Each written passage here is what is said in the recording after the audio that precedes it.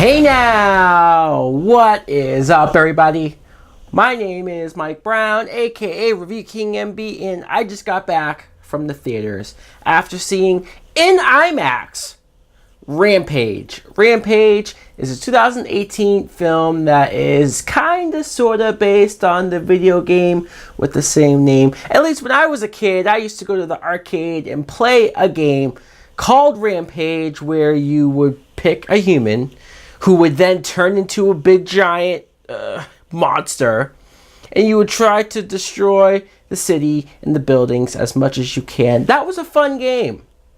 This movie, the plot is we meet Dwayne "The Rock" Johnson, who plays Davis, this guy who takes care of these animals at this zoo or park of some sort. He's really attached to George, in particular, this albino gorilla. They have a strong bond and friendship until one day this container from the sky, from this space station, this experiment that went wrong, it lands in George's area. In fact, two other ones land across like the country.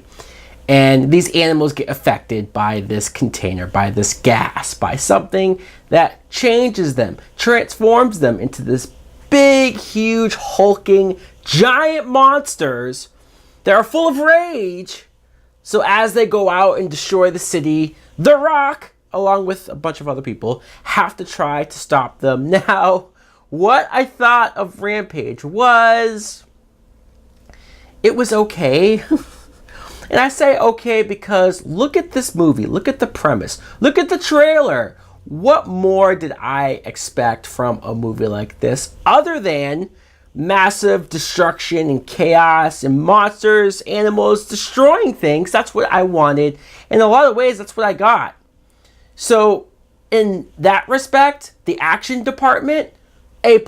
Good job, guys. The director, Brad Payton, who also directed San Andreas with The Rock. That movie was much better. But this one, okay, they got the action. The special effects look good. There was a couple scenes where the CGI was wonky. The end battle, like the background of, for some reason, like I don't know if it was because of the CGI debris that was supposed to be in the air. It didn't look quite right. But when you saw these animals, when you saw these monsters destroying buildings and buildings coming down, like all of that did look good. So, and in IMAX, I was thoroughly entertained and amused with that. But when it comes to the story, when it comes to the plot, when it comes to some of these characters, holy hell, the writing is terrible.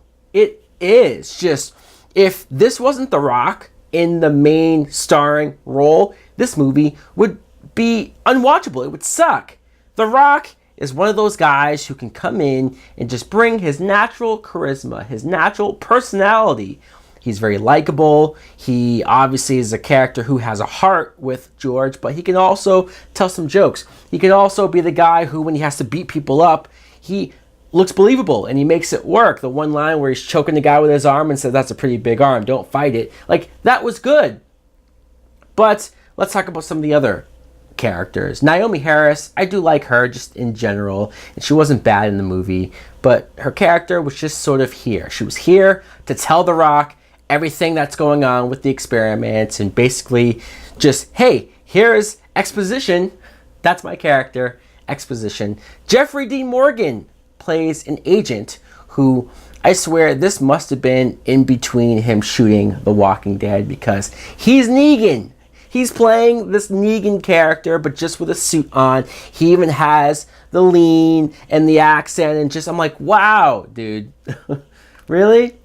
Anything? Something? Joe Manganiello, who's an actor that I always enjoy seeing. I think he can pull off being a badass, and he starts off like that here, but then he's wasted. I've never seen a character who had more potential and could have done more, just absolutely wasted and done nothing with. But let's talk about the villains. And I'm not talking about the monsters, the creatures. No. This movie dares to have corporate villains two people, a brother and sister, who are running this corporation. They're the ones behind this experiment and the gas, because they wanted to enhance animal properties and characteristics like aggression and strength and size and all of this yada yada stuff. They want to make money off of it. They're so cartoony as villains. The female is played by Malin Ackerman. I don't know her name, the character's name. She was just there to be evil. Her brother, that actor, I don't know who he is, but wow. I just never act in a movie, never be in a movie. Whew, that was bad. But like I said, when you have this connection with The Rock and George, there is a big part of you that wants to go along with it, that wants to care about them, that wants to be like, yeah, don't kill George. But then when George is acting all crazy and destroying things, it's like, all right, Rock, let the freaking monkey go. He needs to die. Stop trying to save him when clearly buildings are coming down and people are dying. He's still trying to save this damn gorilla. And I can't stress enough how cool this action was, how much fun it was to watch the action parts of it. But everything else, all the human stuff, all of the dialogue stuff, with the exception of The Rock, it's almost unwatchable. So, when you rate this movie, how do I do it? There's parts, there's scenes, there's action moments, there's set pieces in this film that are worth seeing in the theater. But overall, as a film, I gotta Netflix and chill. Oh yeah. If you watch this at home with your lady and she might like it, and hey, that's enough to get you through the night. Anyways, guys, I was a little disappointed by this film. Not horrible, but still, what can you do? Let me know in the comments below if you too saw Rampage.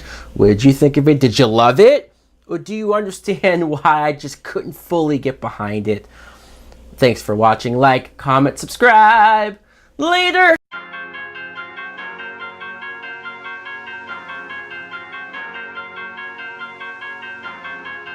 Yeah, it's in the butane.